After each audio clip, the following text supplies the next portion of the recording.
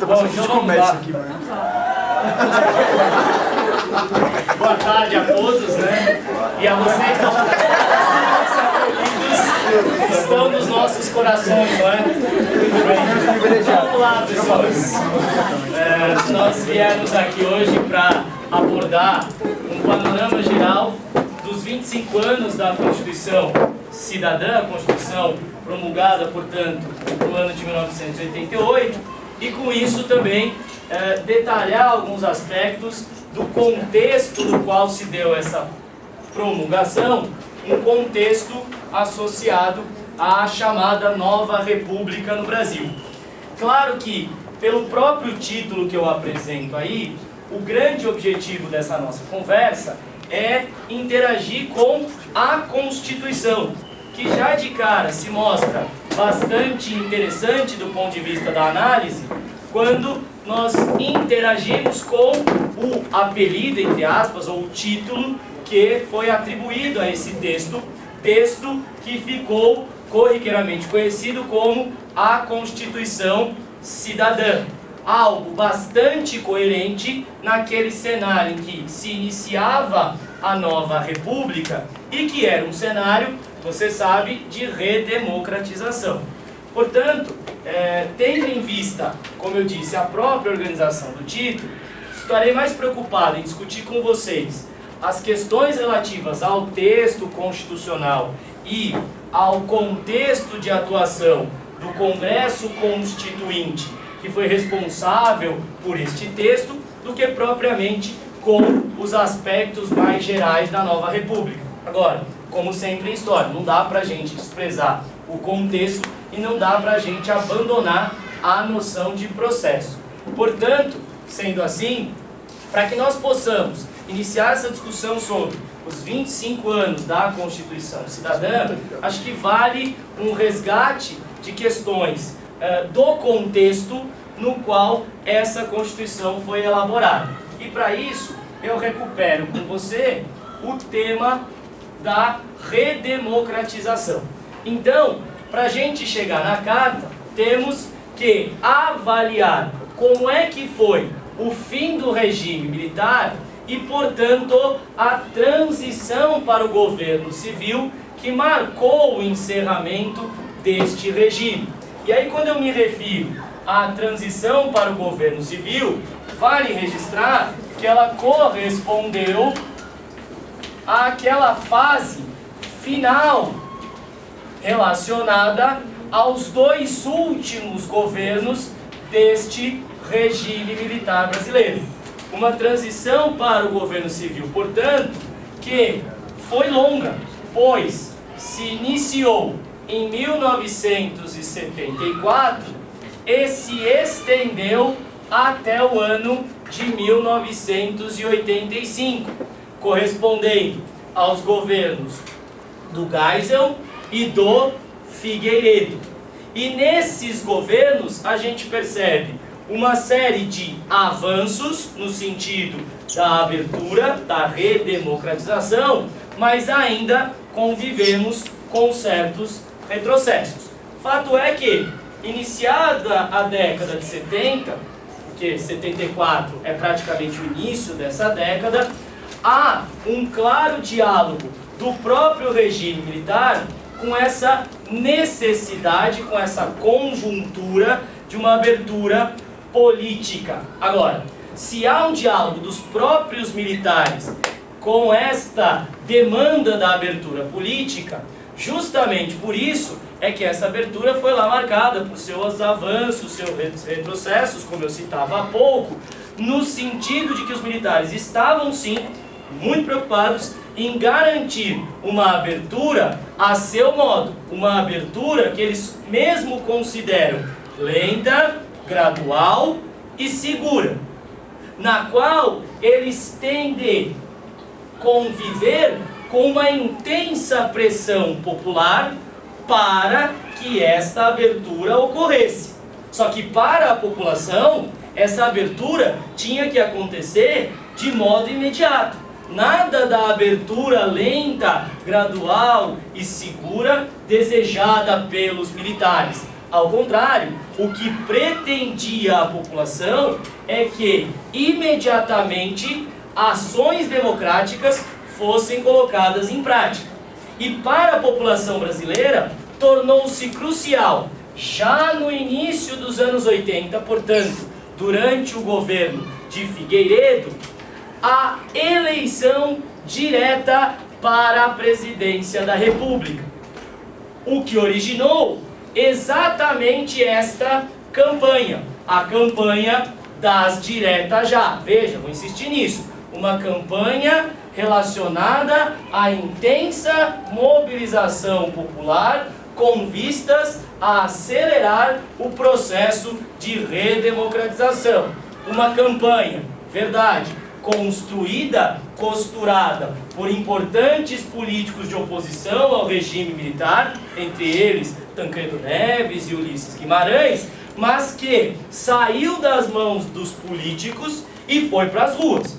Então é até curioso, né, engraçado isso, nesse momento em que nós, século XXI, 2013, lidamos no Brasil com intensas manifestações sociais, nós não podemos entrar nessa lógica segundo a qual o brasileiro não sabe se manifestar, não se organiza para defender os seus interesses. A história nos oferece vários exemplos contrários disso. E um grande exemplo é justamente a campanha das diretas já. Uma intensa mobilização popular que percorreu várias partes do Brasil e que algumas reuniões, como aqui em São Paulo, reuniu mais de 1 milhão de pessoas para pressionar os militares a aceitarem a imediata retomada da eleição direta para a presidência da República. E esta pressão estava relacionada à votação no Congresso Nacional, porque este tema, apropriado pela população, estava dentro do Congresso. E no Congresso, a emenda Dante de Oliveira assumiu o papel de propor esta retomada das eleições diretas para presidente, até porque estávamos num momento em que a população já escolhia diretamente os governadores, coisa que acontecia desde 1982. Portanto, diante da escolha direta para os governadores desde 82, a população achava urgente ter o direito de escolher também de forma direta o seu presidente da República. Ora, e nesse contexto de intensa mobilização popular, o que a gente verifica é a atuação de diferentes tendências oposicionistas. Só um minuto, pessoal.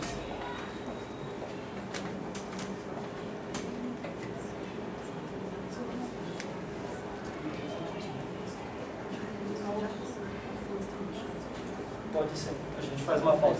Pessoas, só uma pausa para a gente fazer um outro ajuste. Eu já retomo essa minha fala. Aproveita e vê se o ar está funcionando direito.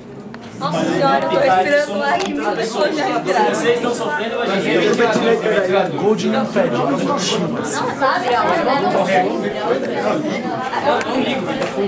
Não sabe? Professora, pode ver se está funcionando. Liga o ventilador, pode ver, mano. Liga o ventilador aí.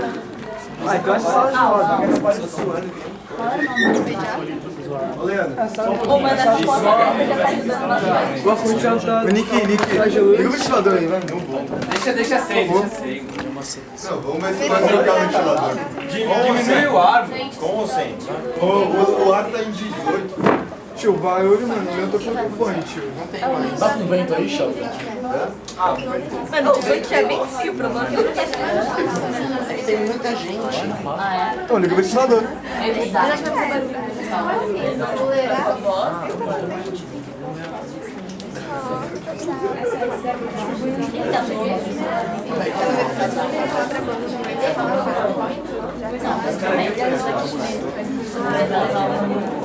Professora,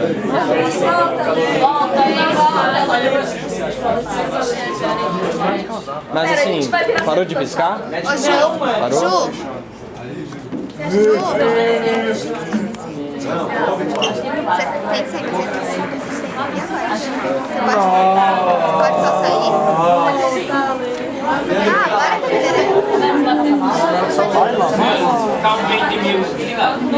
Ah, ó, o bar não.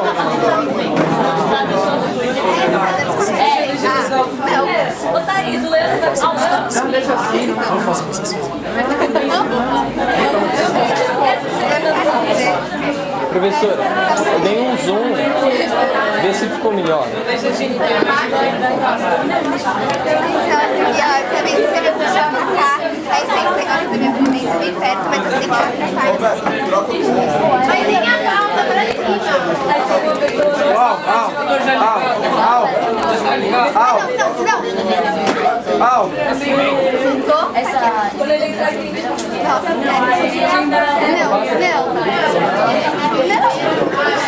Porque o mundo chega nessa metade que eu mano, dá pra cima.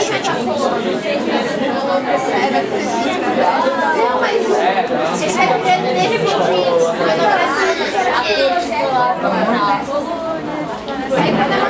Torto?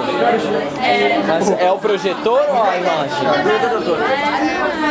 A câmera? Essa porra vai acabar 7. Se ele inverter o negócio, vai ser pro outro lado.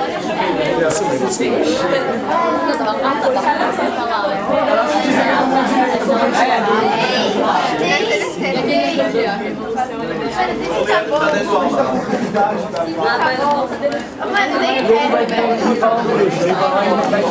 Obrigado. Essa é em parte.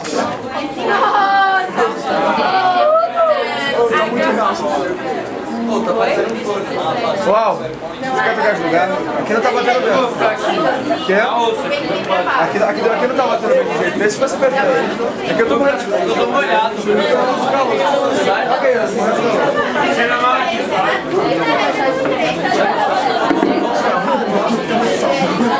Eu tô todo molhado.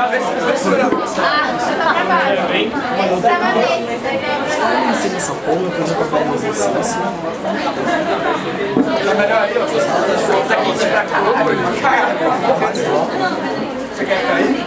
Ah, aqui lá eu não posso tomar vento, mas eu vou pegar a pneumonia se tomar vento. Dá uma olhada, fica aqui. Eu prefiro ficar aqui do que pegar a pneumonia. Meio fresco. Ah, fecha daí, mano. Eu não quero ficar doente, não. Você quer valor então?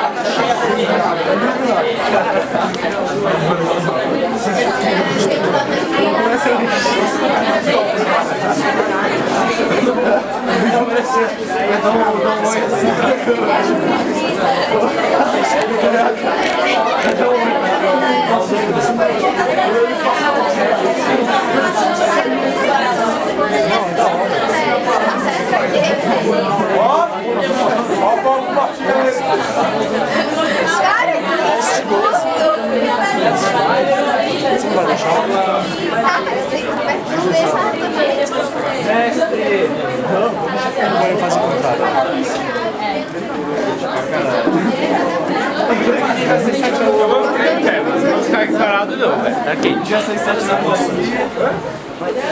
Quando, mano, não tiver aula, não ficar parado.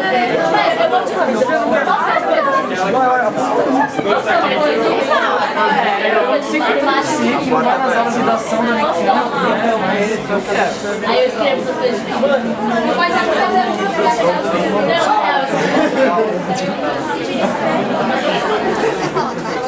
Nessa época,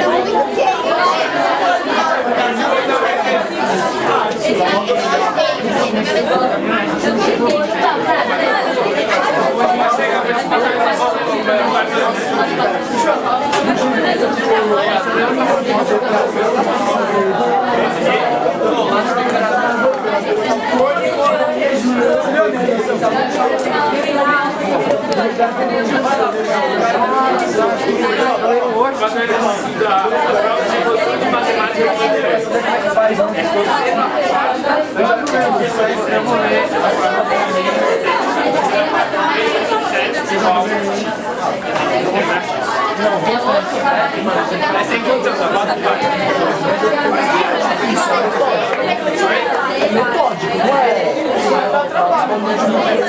É sim, você não consegue achar o meio.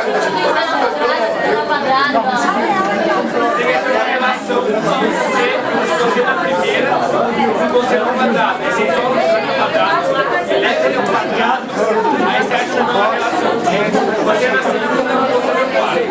Aí você vai ter você no quadrado, você na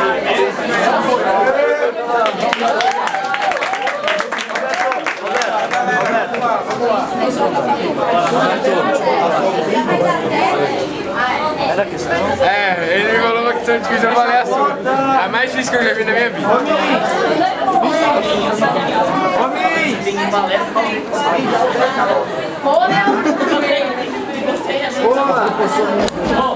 Vamos lá? Vamos. Eu acho que não tá ligado com outra pessoa. Acho que sim. O microfone é pra ele. Bom, então vamos lá, vamos retomar aí para também dar ritmo à nossa discussão.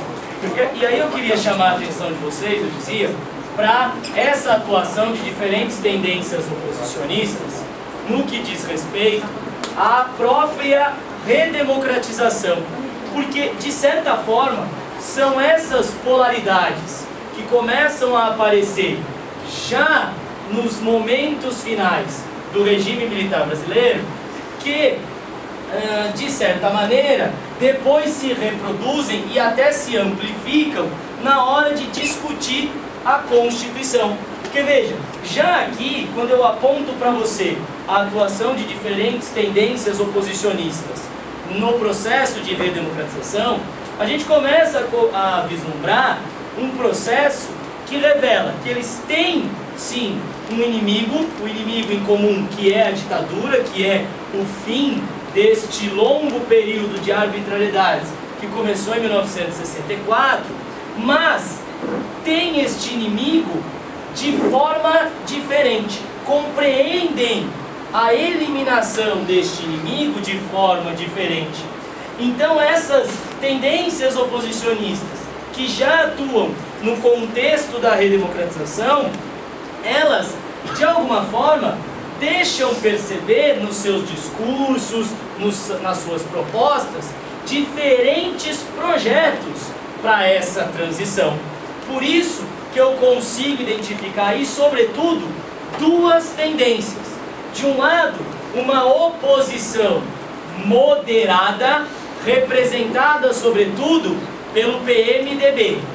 Veja, o antigo MDB, que no contexto da reorganização dos partidos após o fim do bipartidarismo, se transforma em PMDB e assume o papel de uma oposição moderada, o papel de uma oposição que assume a proposta de uma solução negociada para a saída dos militares.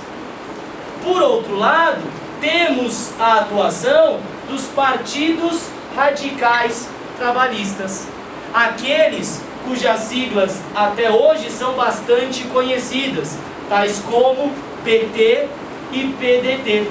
Partido, PTB também, partidos que surgem nesse contexto da redemocratização e que, designados como radicais trabalhistas, evidenciam uma oposição muito mais contundente aos militares e que não está disposta a concordar com os ideais de uma solução negociada que era levada adiante pela oposição moderada representada pelo PMDB. Ora, então você percebe que já nos próprios debates sobre o fim do regime militar se colocam dois modelos de democracia e de transição para a democracia completamente diferentes. Mas de qualquer forma, eles têm um objetivo em comum.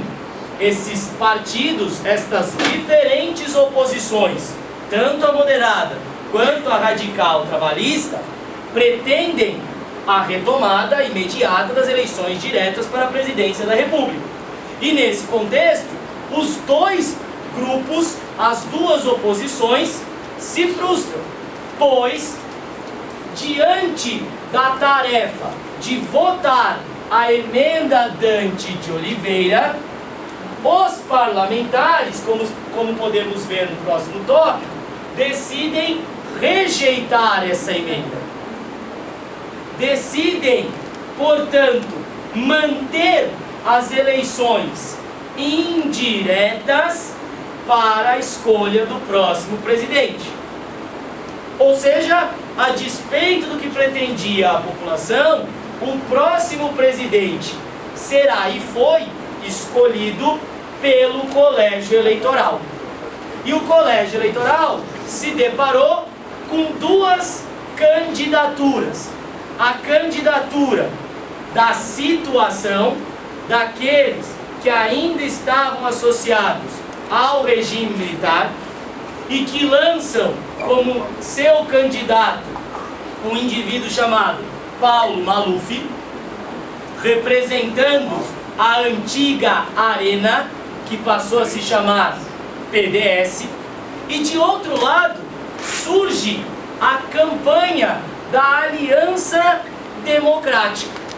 E veja, falar sobre a Aliança Democrática, aliás, também nos remete aos rumos que a redemocratização assumiu a partir de 85. Porque esta Aliança Democrática, que lança como candidato o Tancredo Neves, é evidência dessa solução negociada. Para você ter ideia do que eu estou falando, esta Aliança Democrática, ela se forma a partir da associação entre o PMDB de Tancredo Neves e uma dissidência do PDS, a antiga Arena. Então veja só, como oposição ao candidato oficial dos militares, Paulo Maluf, você tem o lançamento da candidatura de um defensor ferrenho da redemocratização, que é o Tancredo Neves, mas que tem como vice na sua chapa José Sarney, político que tinha pertencido à Arena e que, por ocasião da escolha do nome do Maluf para concorrer nas eleições presidenciais de 85, decidiu, junto com outros do PDS, sair do partido e formar a Frente Liberal, que origina, aliás, um partido que não é estranho para você. Ele não existe mais, mas existia até pouco tempo, o chamado PFL, hoje Democratas. O PFL tem suas origens, portanto, num grupo que não fazia muito tempo dera apoio aos militares que estavam no poder. E é essa dissidência do PDS, que origina a tal da Frente Liberal, que oferece apoio para o Tancredo Neves, um apoio que não só evidencia essa solução negociada assumida pelo PMDB, como também é vitorioso nas eleições. Então, como aparece aqui para você, ocorre nestas eleições indiretas, novamente indiretas, de 1985, a vitória de Tancredo Neves. Ufa, finalmente os civis voltavam ao poder, devido à derrota imposta não só ao candidato Paulo Maluf, que sequer era militar, mas àquilo que ele representava, uma certa aliança com o regime militar que ainda vigorava. Por isso, alguns analistas propõem que nós enxerguemos na vitória do Tancredo Neves e depois na posse do José Sarney um dos possíveis marcos do início, da nova república. Agora, uma nova república que já surge sob essa ótica da conciliação, de uma solução negociada que se concretizou com a vitória da Aliança Democrática e, como você vê aqui nesse outro tópico, com a posse de José Sarney em virtude do falecimento de Tancredo Neves. Ele adoece pouco tempo depois de eleito, às vésperas de tomar posse.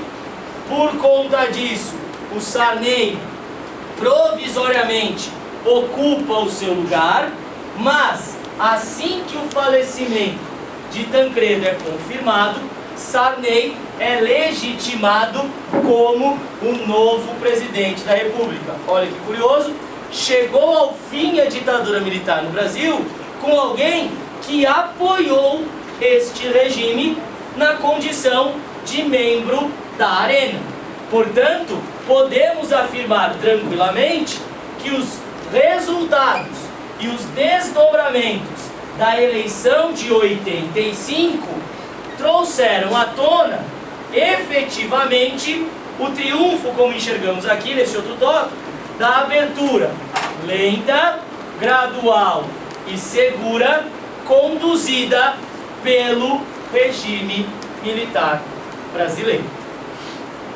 Ora, e este triunfo da abertura lenta, gradual e segura conduzido pelo regime militar brasileiro, ele de alguma forma é um dos aspectos que se coloca na organização da democracia. O país volta a experimentar um regime democrático. Faltava colocá-lo na letra da lei, ou seja, faltava uma Constituição. E é a tarefa da Constituição talvez a mais relevante que se coloca para os novos representantes do povo brasileiro no momento em que nós vivenciávamos os anos finais da década de 80. E para levar essa tarefa adiante, nós temos que avaliar, já nesse outro slide, como é que se deu o processo constituinte e quais foram os seus desdobramentos. Beleza? Ora, e quando eu falo sobre o processo constituinte e seus desdobramentos, me refiro de cara a uma questão que é simples, parece simples, mas de grande relevância para entender como é que a gente chega no texto constitucional de 88. Para que o processo constituinte tivesse seu início, foi necessário escolher aqueles que teriam a tarefa de elaborar e votar a nova Constituição. E veja só, aqui eu já vou até chamar a sua atenção. Era de se esperar que nesta caixa aqui de texto em que está escrito Congresso Constituinte, que viesse escrito o quê? Assembleia. Ora, veja já um indício da solução negociada. Embora você possa encontrar reportagens, artigos que mencionem a convocação da Assembleia Nacional Constituinte em 1986, o que nós tivemos no Brasil neste ano, na verdade, foi um Congresso Constituinte.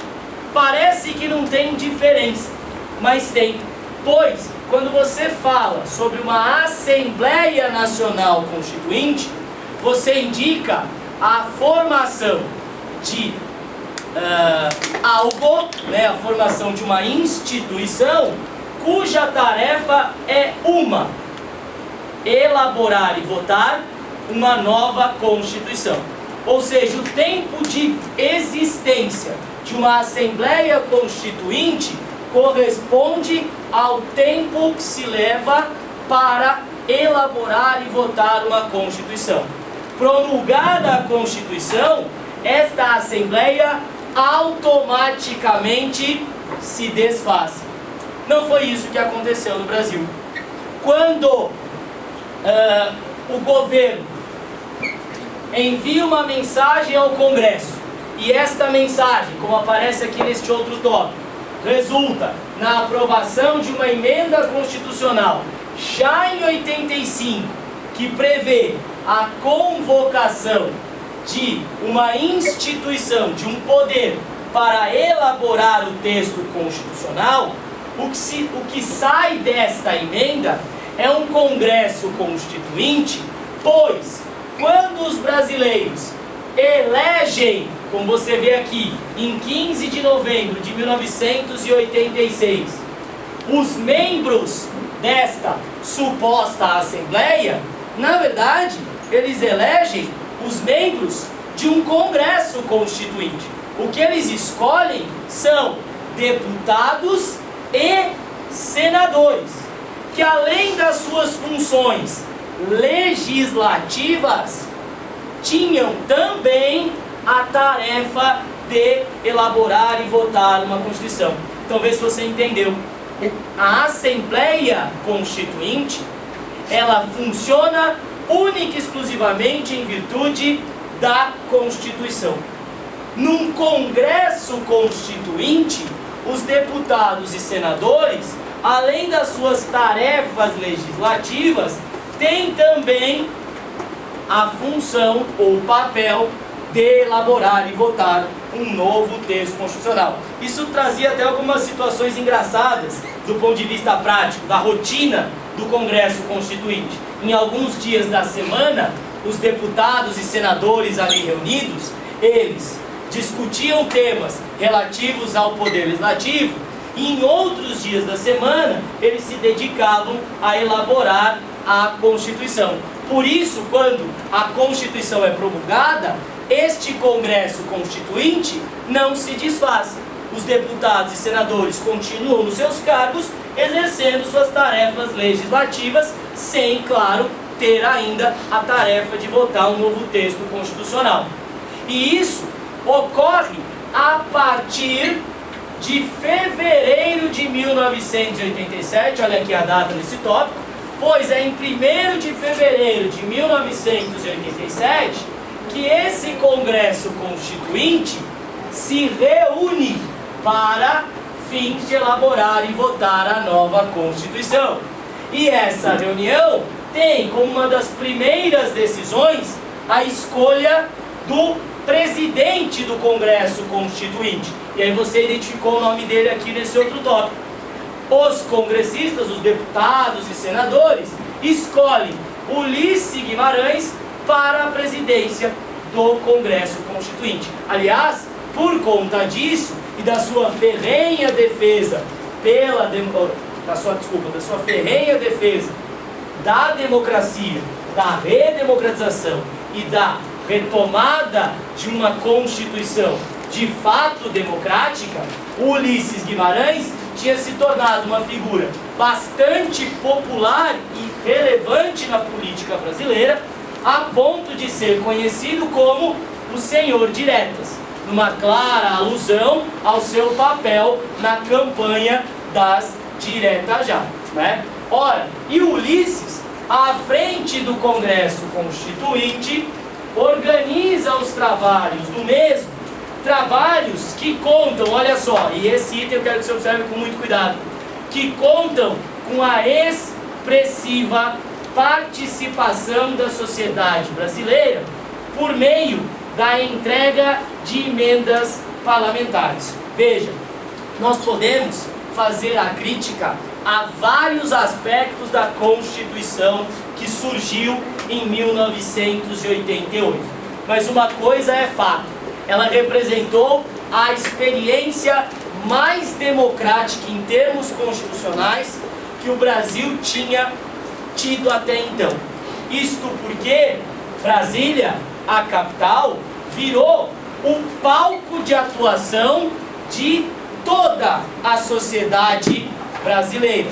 As reuniões da Assembleia eram sempre marcadas pela constante presença de grupos da sociedade civil.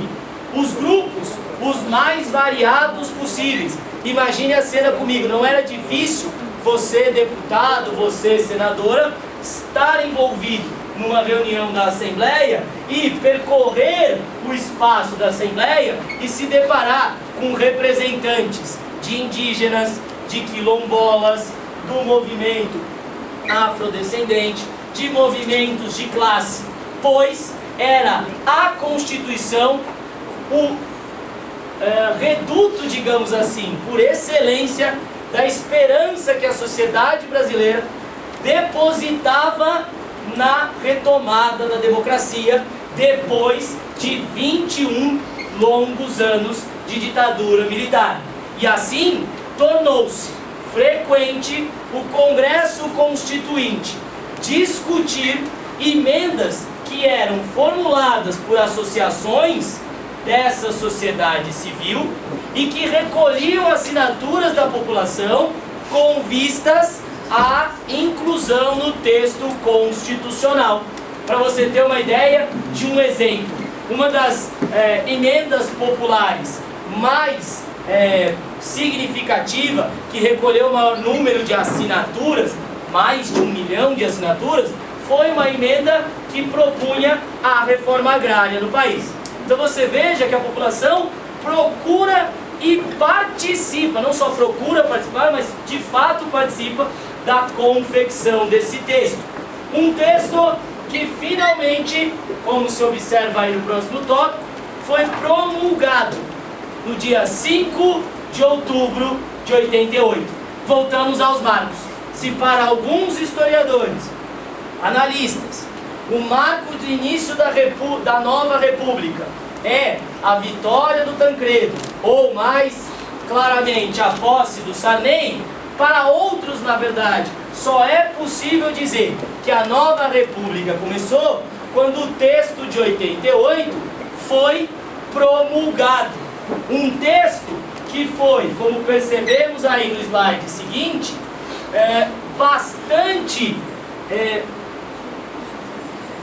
foi um resultado, vamos mudar um pouco, foi um resultado bastante evidente desta participação. Para você ter ideia dessa intensa participação popular que eu mencionava agora há pouco, repare, eu recortei aí para você o fragmento de uma análise de um importante intelectual chamado Tarcísio Costa, que observa o seguinte acerca da Constituinte, diz ele: vista como desenlace da transição ou ato de fundação normativa da nova ordem, a Constituinte provocou mobilização social sem precedentes. Olha lá, uma clara alusão às emendas parlamentares. Foi a experiência constituinte mais participativa da história do país, como eu havia mencionado. Não somente pelo intenso envolvimento da sociedade civil na discussão de temas constitucionais, mas principalmente pela participação direta de um número expressivo de grupos sociais nas próprias deliberações da Assembleia. Opa, então é desta participação direta de um número expressivo de grupos sociais nas próprias deliberações da Assembleia que nós temos como resultado a Constituição Cidadã. Verifique aí então, dando continuidade nesse outro slide à discussão sobre o processo constituinte e seus desdobramentos, agora nos interessa olhar mais de perto como é que essa Constituição se apresenta. Por que de fato é possível alcunhá-la de Constituição Cidadã? E isto é possível pois essa Constituição, como aparece aí no outro tópico, ela foi resultado de um esforço daqueles que a formularam, no sentido de vinculá-la com a ideia da Carta de Direitos. Ora, difundiu-se essa noção, segundo a qual o resultado dos trabalhos do Congresso Constituinte, ou seja, a Constituição promulgada em 1988, era uma carta para assegurar os direitos da população brasileira. E talvez seja esse o aspecto dos mais relevantes do texto, quando a gente olha para a Constituição Cidadã e percebe na mesma um caráter progressista, pois, dentre os seus 245 artigos, como eu cito aqui, e 70 disposições transitórias, se observa uma Constituição, um texto marcado pela ampliação dos direitos sociais. Olha, na boa, se tem algo que eu posso dizer para você que é fundamental, que você tem que identificar nesse texto de 88, é que de fato, ela representou a ampliação desses direitos sociais. E aí eu listei nesse tópico alguns exemplos desses direitos sociais, tais como jornada de trabalho de 44 horas semanais, licença paternidade, bastante interessante, não é? Licença maternidade de 120 dias, a paternidade não tem 120 dias, poderia ter, mas não tem, né? E o direito irrestrito de greve.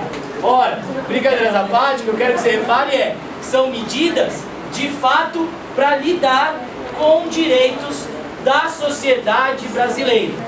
Direitos que são, veja só no último item aqui, aprimorados. Nós saímos de uma situação em que não havia a possibilidade dos trabalhadores fazerem greve, por uma situação na qual a greve se torna um direito irrestrito desses trabalhadores. Mas, como vemos a seguir, nessa Constituição de 88, também há a preocupação de garantir as liberdades individuais, com a instituição do habeas data, do mandato de injunção, do direito do cidadão de processar o Estado e do fim da censura prévia.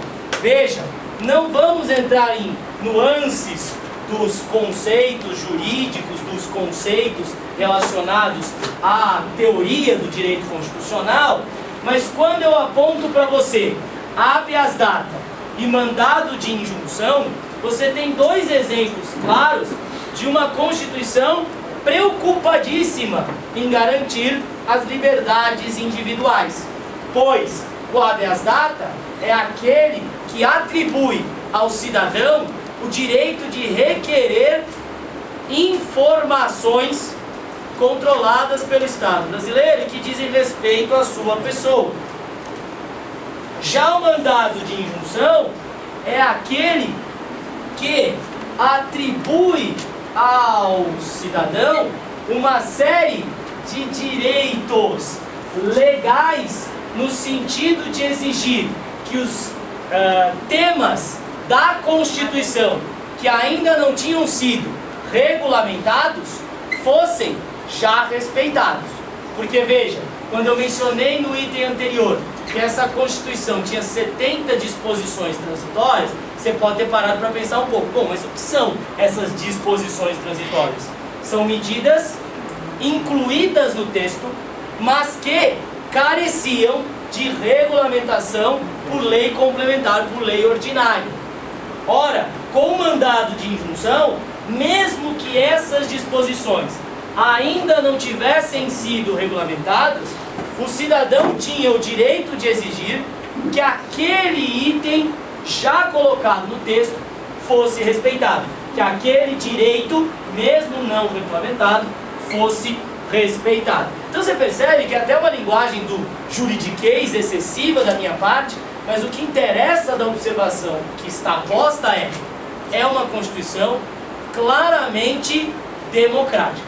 Então, em termos de vínculo com a democracia, de fato, a Constituição não tem grandes problemas. O problema, a gente vai ver a seguir, é a aplicação disso. Porque, além de ampliar direitos sociais e garantir liberdades individuais, esse texto de 88, ele, como aparece aqui no outro item, procura proteger as minorias. Olha só, volta lá para o Congresso Constituinte. Lembra que eu te disse? Você como deputado, você como senadora, podia percorrer o espaço da Assembleia e trombar com um representante dos afrodescendentes, com um representante dos indígenas, com um representante de grupos de classe, com um representante das diferentes parcelas da sociedade brasileira, que se organizam na condição de minorias e exigem do texto proteção. É um texto que vai legislar sobre os direitos do idoso, sobre os direitos dos quilombolas, sobre os direitos da criança e do adolescente, e é um texto que traz uma inovação do ponto de vista social bastante relevante numa sociedade como a brasileira. Embora tenha aí o limite da aplicação prática disso, a Constituição de 88, olha o avanço, transforma o racismo em crime inafiançável e imprescritível. Para um país cuja primeira Constituição é de 1824 conviveu com o regime escravista, querendo ou não, isso que surge em 88 é sim um grande avanço. Insisto, nós podemos discutir o limite disso na aplicação prática, mas surge como um avanço. Assim como nós percebemos alguns avanços no campo econômico, mas aí temos um problema. Se é verdade que o texto de 88 ele é bastante progressista no que diz respeito às questões sociais, aos direitos individuais, quando o tema é economia, o texto apresenta avanços, apresenta retrocessos. Na verdade, o texto apresenta, como aparece aí no próximo tópico, um caráter ambíguo, em virtude da afirmação, por um lado, da livre iniciativa, mas por outro lado, da participação ostensiva do Estado e da preocupação em proteger o capital nacional. Tá aí uma coisa que você não pode dizer. Você não pode afirmar que a Constituição de 88 assumiu as diretrizes do modelo neoliberal. Não é verdade. Porque, é claro, essa Constituição dialoga com essas diretrizes, na medida em que ela procura afirmar a livre iniciativa. Mas há limites. Há limites relacionados, por exemplo, a essa preocupação em manter os monopólios do Estado. Estamos aí, discutindo a questão do petróleo, relacionado às novas áreas do pré-sal. É uma Constituição preocupada em garantir áreas que estejam diretamente atreladas ao capital nacional. E aí, você pode, nesse momento, parar e pensar o seguinte: beleza, com tudo isso, é válida a acusação que sempre se atribui ao texto de 88, numa comparação nada adequada, mas sempre muito recolocada, entre a Constituição de 88 e a Constituição dos Estados Unidos. Até sob a alegação, enquanto o Brasil, em sua história, teve 7 constituições, em certa medida as leis dos Estados Unidos emanam da primeira, da década de 1780, fruto da emancipação política daquele país em 1776. Só que é uma comparação nada adequada, porque tem até alguns analistas que dizem o seguinte: o texto dos Estados Unidos, ele serve para tudo e por isso ao mesmo tempo não serve para nada. Ele é só um parâmetro de regras gerais, pois ele está sempre carente de complementação. tem até uns números que são usados para brincar. Se você fosse pegar todas as leis complementares que são necessárias para o texto da Constituição dos Estados Unidos, você teria como encher 650 bibliotecas só de livros com essas leis complementares. Porque é um texto genérico, que fala tudo sobre absolutamente nada. O inverso da Constituição de 88, que fala tudo sobre tudo. E aí a acusação é sempre essa. É uma Constituição extremamente longa, detalhista, minuciosa e, portanto, dizem alguns, ineficaz. Mas para recolocar essa discussão com vocês, eu fui lá e resgatei, como aparece no próximo slide, um outro fragmento de análise, agora, de um importante jurista chamado Dalmo Dall'Ali, que diz o seguinte, ó, leia lá, veja essa discussão. A alegação de que a Constituição de 88, é demasiado longa e minuciosa, esconde na realidade a resistência dos que não querem perder privilégios tradicionais e dos que desejam eliminar da Constituição os direitos econômicos, sociais e culturais, pois tais direitos exigem do Estado um papel positivo de planejador e realizador, deixando para trás o Estado polícia, mero garantidor de privilégios, antes protegidos como direitos.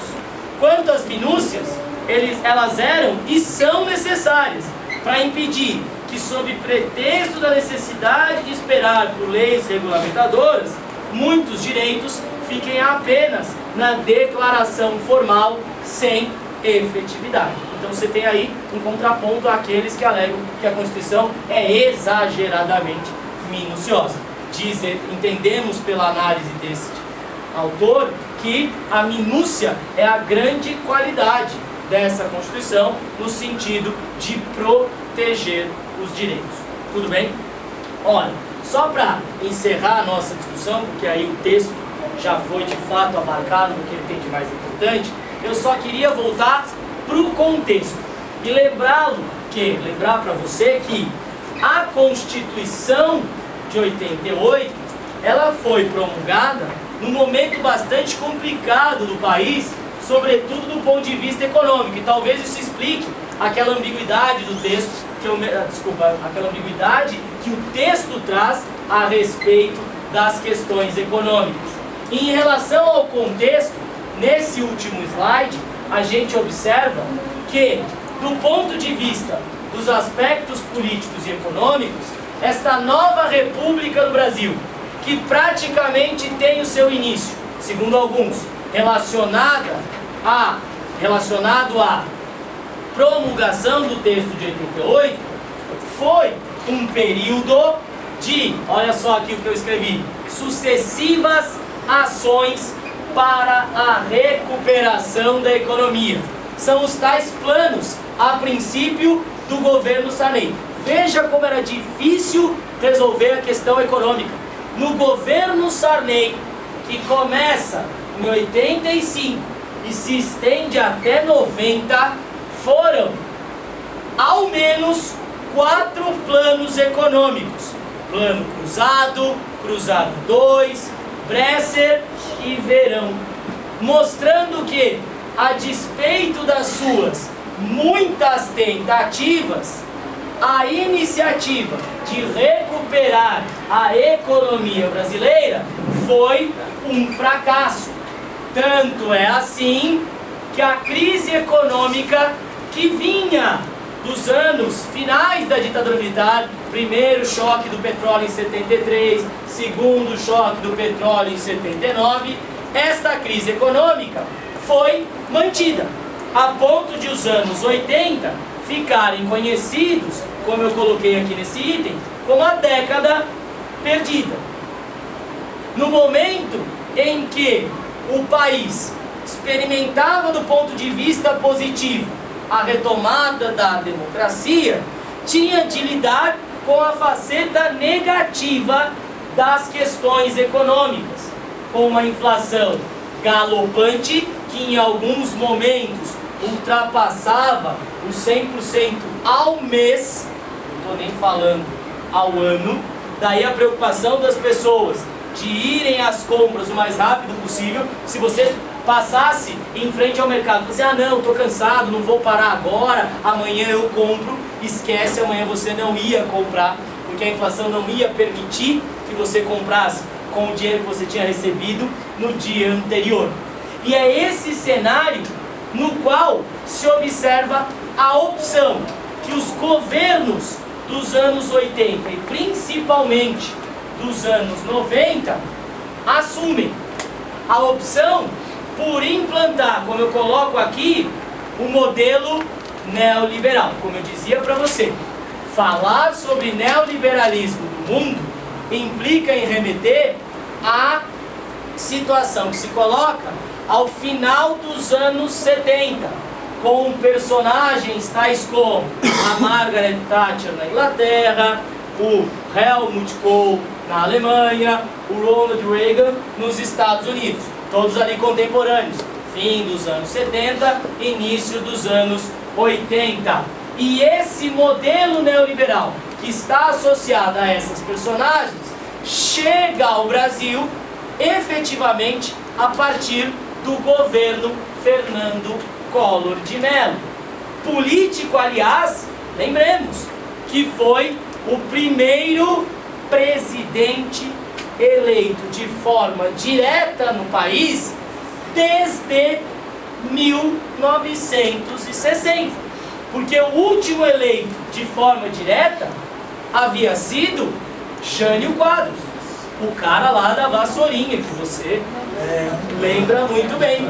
Ora, então, só 29 anos depois, em 1989, a população brasileira elege diretamente o presidente da República, numa disputa acirradíssima entre os dois candidatos que foram ao segundo turno, Fernando Collor de Mello e o líder até então sindical, Luiz Inácio Lula da Silva. Com a vitória do Collor, cujo governo foi marcado por um outro desastre econômico, pois ele, a despeito das promessas que fizeram na campanha, não foi capaz de combater a crise que assolava o país, e pelos escândalos de corrupção. Tanto é que, mostrando a frágil nascente, ou renascente, se é possível essa palavra, democracia no Brasil, este primeiro presidente eleito não completa o seu mandato, já que sofre o processo de impeachment devido a esses escândalos de corrupção, sendo ele sucedido pelo seu vice, Itamar Franco, que leva adiante em seu governo outras estratégias para combater a tal crise. E como resultado das ações do governo Itamar Franco, sob a liderança de um grupo de políticos intelectuais, entre eles o seu ministro Fernando Henrique Cardoso, eis que o país convive com o Plano Real a partir de então. Plano Real que, de todos os que aparecem aqui nessa lista, é de fato o plano melhor sucedido no combate à crise. Verdade, não neguemos. O Plano Real estabiliza a economia brasileira, mas às custas de um modelo neoliberal, que nós percebemos nas seguintes decisões. Olha aqui, ó. Isto é um modelo neoliberal. É aquele do enxugamento dos gastos públicos, ou seja, da busca por um Estado mínimo que gaste o mínimo possível, e por isso de um Estado que privatiza, que vende o seu patrimônio, que na verdade é público, e de um Estado que estimula o capital especulativo. Então a economia se estabilizou, mas do ponto de vista social, talvez a economia tenha levado a democracia a um meio de caminho entre aquilo que era a promessa da Constituição de 88 e o que se tornou a realidade prática dessa democracia nos anos 80 e 90. No fim das contas, prevalecia ainda a solução negociada. Isso porque, socialmente, essa nova república é o momento de reforço, como aparece aqui, né? De reforço da concentração de renda, de elevação absurda do desemprego e da forte dependência em relação ao capital internacional. Aspectos que não só dizem respeito à realidade brasileira, mas à realidade latino-americana, pois esse era um contexto meio que generalizado naquelas áreas, aliás, que durante a Guerra Fria sofreram o impacto desse conflito ideológico e conviveram com ditaduras, como aconteceu no Brasil de 1964 até 85, sendo esta ditadura superada de certa forma, ainda não de modo completo, pelo processo de reconstitucionalização, de uma nova Constituição que se organiza a partir de 88. Ufa, tudo bem, pessoas? Dúvidas, incômodos, insatisfações? Fora o calor? Gabriel? Duas questões. Fala alto para os colegas da outra sala. Uma é no campo econômico, Tá. e uma é no campo político. Certo. Primeiro, se essa Constituição foi criada como Constituição cidadã, buscava representar todos os grupos sociais da sociedade, o que 20 anos depois a gente vive hoje uma crise de representatividade? Então, Que processo aconteceu para isso acontecer? isso tem a ver, acho que um pouco que você está dizendo dessa crise de representatividade atual, Gabriel, tem um pouco a ver com esta democracia a meio de caminho. E tem a ver com a realidade de desigualdades sociais que nós verificamos no país. Então a Constituição, e isso significa não necessariamente condená-la, mas a Constituição, ela de certa maneira, ela trouxe as possibilidades. Mas a concretização dessas possibilidades se mostrou bastante problemática. Por exemplo, diante dos desafios econômicos. E isso também remete ao fato de você ter uma Constituição em si e uma redemocratização que foi oriunda daquela solução negociada. Essa crise de representatividade atinge figuras, se você pega a lista de membros do Congresso, são todas figuras que de alguma maneira atuaram intensamente nos anos da ditadura e muitos deles defendendo a ditadura. Mas já continua, só um pouquinho, tá isso. Tá bom. Vai lá, Gabriel. Fala no microfone. A questão do campo econômico se teve a estabilização depois do plano real. Certo. Sim. Se o Brasil, depois de começar em 2000, assim, volta a tentar aplicar jeitos. Colocar na Constituição.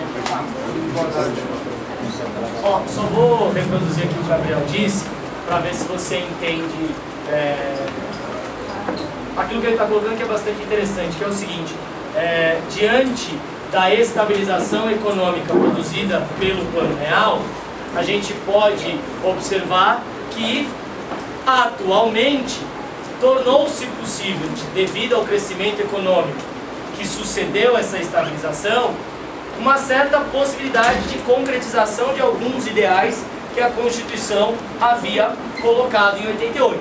E eu diria que sim, eu concordo com você nessa observação, Gabriel, porque de certa forma, se a gente pega lá aqueles direitos sociais que haviam sido formulados em 88, esses direitos sociais, em certa medida, eles estão sendo enfatizados hoje. Quando você fala lá, por exemplo, em direito à informação com habeas data, você claramente já deve ter pensado na lei de informação que se aprovou recentemente. Quando você fala em programas de transferência de renda, você fala num diálogo com as minorias que a Constituição procurou proteger. Então eu acredito que sim, mas aí que está. Ainda assim, isso não significa significa, e eu volto para o seu comentário sobre a crise de representatividade, que isso é possível sem a mobilização popular. Então achar que a mobilização popular esteve adormecida me parece um tanto quanto exagerado. Talvez não estivesse colocada de forma tão intensa, como a gente viu nos anos 80 e como a gente viu recentemente agora. Mas ela estava ali posta, a ponto de gerar essas medidas do governo. Tudo bem? Quem mais, pessoas? Olívia. Passa para Olívia. Na prática da criação de direitos e das coisas do trabalhador, foi tipo uma releitura do Vargas ou foi tipo completamente novo? Tá. Ó, então a Olívia perguntou aí se essa ampliação dos direitos sociais, tinha lá o direito de greve, esse tipo de coisa, licença paternidade, licença maternidade, se essa ampliação dos direitos sociais havia sido de fato uma retomada dos postulados varguistas. Na verdade não, por dois motivos. A ditadura militar tinha sido bastante eficiente no sentido de desmontar o populismo getulista. Tá? Tanto é que quando surge o movimento sindical dos anos 70, por exemplo, as greves do ABC com a liderança do Lula, já é um sindicalismo afastado do peleguismo da época de Getúlio. Segundo, porque de certa forma, este modelo neoliberal, quando nos coloca diante do desemprego, do enxugamento dos gastos públicos, das privatizações, ele coloca em prática, mesmo que a Constituição preveja outros aspectos, coloca em prática algo que procura desmontar o Estado getulista. Tem alguns casos muito simbólicos disso. Você pega lá toda a defesa contra a flexibilização da legislação trabalhista que ainda se faz. Você pega a decisão simbólica do presidente Fernando Henrique Cardoso de privatizar tanto a CSN quanto a Vale do Rio Doce, que nos remetem ao período Vargas. Então acho que por causa disso, os direitos sociais ali são muito mais conquistas efetivas, eu diria até, do que concessões. Tudo bem? O que mais, pessoas? Diga, Rafa. Eu não entendi muito que espécie de lei seriam essas 70 transposições. Quais eram, tipo, as temáticas, se elas tinham alguma coisa em comum. E eu não entendi muito, podia retomar a relação entre elas e o mandato de injunção. Então, primeiro eu vou retomar a segunda pergunta da Rafa sobre o mandado de injunção. E o mandado de injunção é aquele que dá o direito ao cidadão de exigir o cumprimento de uma norma constitucional que ainda não tenha sido regulamentada. Então, quando você observa o texto e vê lá que eu aponto o número de 70 disposições transitórias, você tem um dos desafios da Constituição. É claro, a gente não pode fazer esse exercício, mas seria um exercício bem legal da gente imaginar como eram os debates. Porque você põe no mesmo espaço que a Assembleia, além de toda a pressão popular, você põe no mesmo espaço tendências completamente diferentes, dos radicais trabalhistas aos moderados. E aí você, por exemplo, tem uma discussão que é muito curiosa, talvez para nós não tenha efeito nenhum, mas que causa talvez das maiores polêmicas daquele contexto, que é como é que a gente vai fazer na abertura da Constituição, no preâmbulo. Se você pega o preâmbulo lá da Constituição, está escrito sobre a proteção de Deus. E aí tem alguns deputados que vão dizer o seguinte, mas pera um pouquinho, se a Constituição é de todo o povo brasileiro, no povo brasileiro tem gente que não acredita em Deus. E aí a polêmica terminou mantendo essa expressão. Então as disposições transitórias nesse sentido, elas estão muito relacionadas aos temas que são de fato muito polêmicos e que aí requer uma legislação complementar. Tanto é assim que a própria Constituição de 88, dada essa polêmica, toda essa efervescência de discussão que havia naquele momento, a própria Constituição de 88, ela ficou para ser revista. E a revisão aconteceu, na verdade ela começou em 93 e terminou em 94. Por isso que logo depois do impeachment do Collor, que se deu em 92, a população brasileira ia às urnas para um plebiscito que deveria escolher se deveria se manter a república presidencialista ou se pretenderíamos uma república parlamentarista ou ainda se queríamos a monarquia. Há uma corrente que defendia nas propagandas da TV o restabelecimento da monarquia. E ó, expande-se, obteve acho que 5 ou 10% dos votos. Então assim, tem gente que votou a favor da monarquia, ok? Acha legal, sei lá, teve lá o imaginário da Elizabeth, né? E vamos lá, teve um feito. Então, provavelmente o rei ia ser algum herdeiro da Casa dos Bragança. Eles ainda existem. Mas ó, já pensou a gente ir lá, como a galera na Inglaterra faz, no Palácio de Buckingham, vai ver a troca da guarda? Pelo menos ia ser charmoso, né? Mas Salvar o filho da... não, ia ser legal, ia ser legal. A troca da guarda, alguém ia entrar no meio da guarda, né? Mas, pessoas, eu estou devagando e brincando, mas isso para finalizar a resposta da Rafa, então, a própria Constituição em si é resultado de uma discussão muito polêmica. E aí ficam esses temas a se discutir depois. Fez sentido?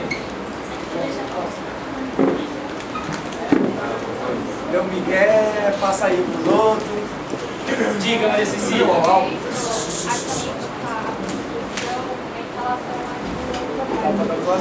Ô, pessoal, você falou, vamos lá, vai. Você repete, Maria Cecília.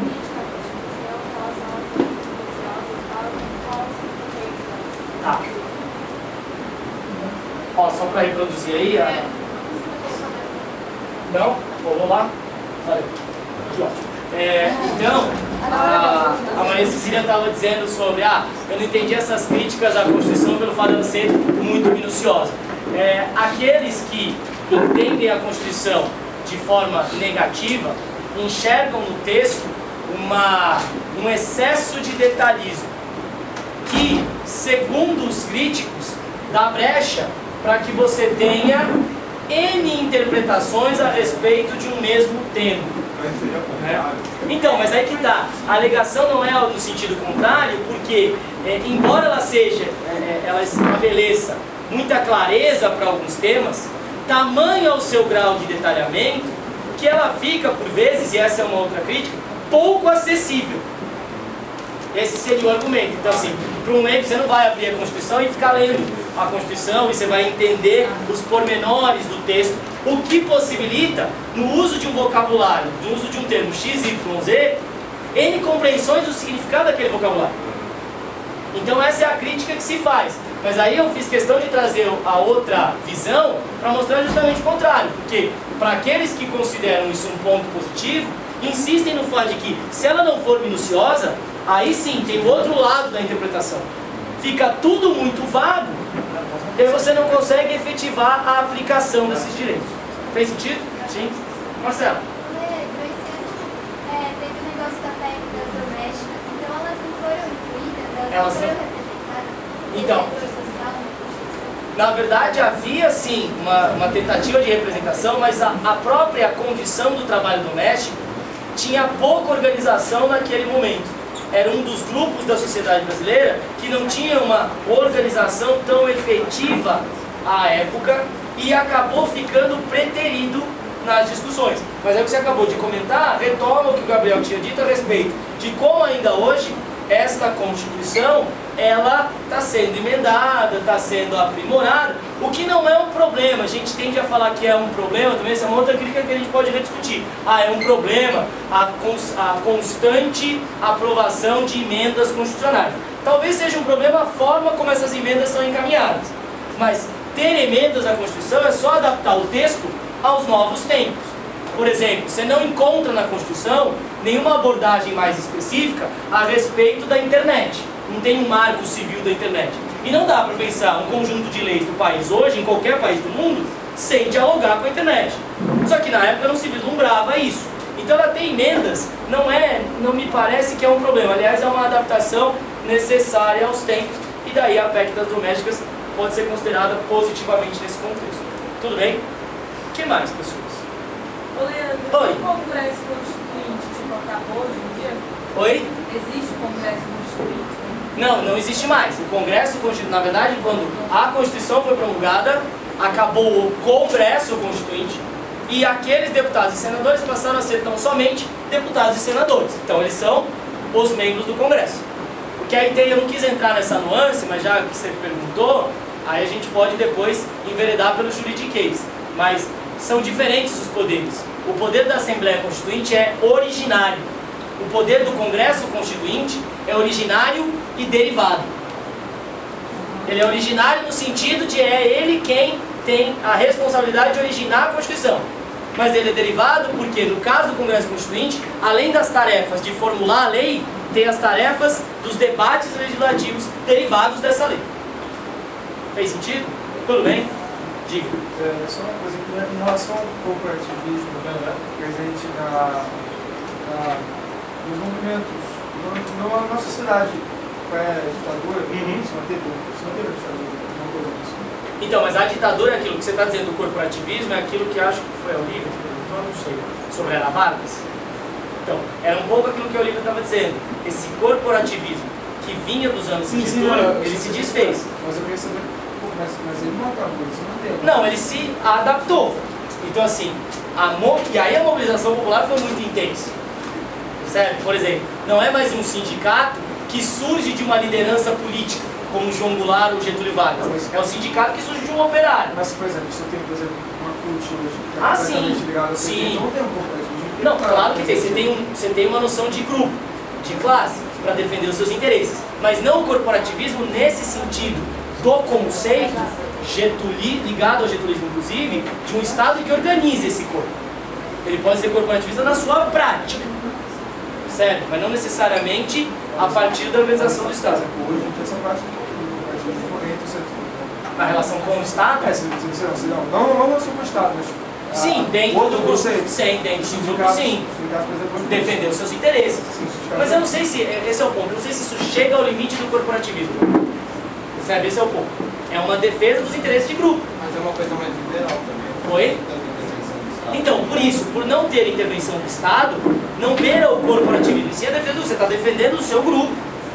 Sim, no começo isso aprendendo. Eu estava vendo na internet, tinha greve de professores comigo. Sim. Por exemplo, aí uma das minhas críticas dessa greve é que, tipo, tem vários banners de professores que estão escrito contra a influência. Essa é uma das propostas deles. Sim. E aí, a crítica que se faz uma proposta dessa do meritocracia é que eles são corporativistas. Claro.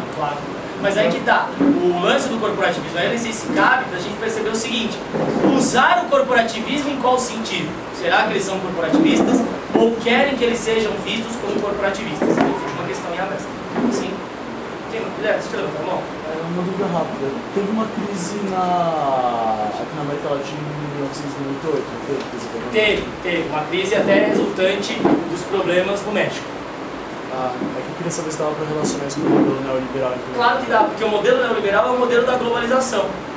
Então, uma crise aqui implica uma reprodução da crise em âmbito mundial, de fato porque o mundo está todo interligado em torno dessas práticas neoliberais. Porque justamente, veja, são práticas favoráveis ao capital especulativo. Então, deu crise no lugar, o capital especulativo se protege. Fez sentido? Foi uma influência do Reagan e da Thatcher. Foi uma influência. Então, o Reagan, a Thatcher e o Helmut Kohl são os três símbolos do modelo neoliberal. Se a gente quiser especificar mais, você vai dizer que esses elementos são os elementos que estão no consenso de Washington. O consenso de Washington é a expressão que a gente utiliza para falar sobre a implantação, a cartilha, digamos assim, do modelo neoliberal. E esse modelo, ele diminuiu no governo Lula? Então, aí depende de qual é o posicionamento que você assume, né? Tem um problema, que aí é o problema do historiador, do distanciamento, né? A gente pode fazer análise do ponto de vista sociológico, do ponto de vista, sei lá, até pessoal, se for o caso, mas me parece essa coisa de buscar modelos explicativos, me parece um tanto apressado sem este necessário distanciamento. Você pode observar no governo atual, ou nos últimos governos, tanto práticas que lembram o neoliberalismo. Houve privatizações, embora em muito menor escala, mas houve, e práticas que são totalmente avessas ao neoliberalismo. Então aí vai depender. E isso, dizer que sim ou que não, indica até um posicionamento acerca do governo, dado esse problema do distanciamento. Fez sentido? Rolou, pessoas? Muito obrigado pela presença de vocês.